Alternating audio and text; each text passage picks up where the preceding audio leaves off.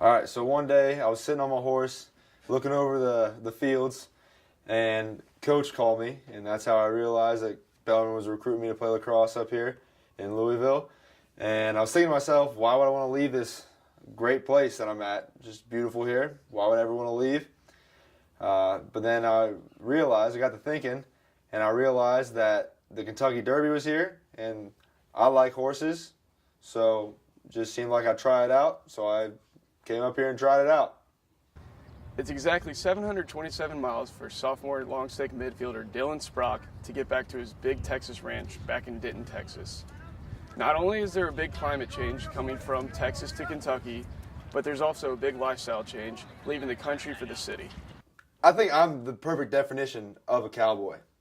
I wear chaps, cowboy boots, and a cowboy hat mostly every day.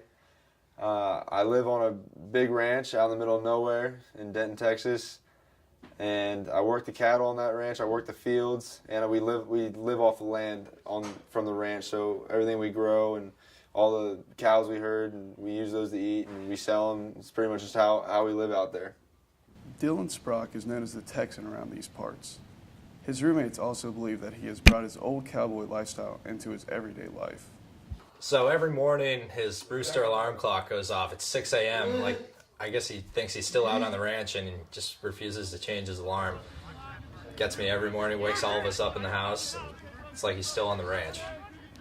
Before games, he runs around the locker room, he's got a lasso, and he just catches all the freshmen, and I mean, it's probably the weirdest pregame ritual I've ever seen, but I guess whatever works for him, gets him pumped up and in the right mood for the game is whatever works. If you're ever searching for Dylan Sprock around campus, you normally will be able to find him in his big Ford silver pickup truck.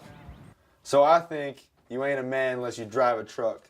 I drive a truck, and the most perfect example of manliness would be George W. Bush, his father George H.W. Bush, his brother Jeb, and even Laura Bush drives a truck. So you ain't a man unless you drive a truck.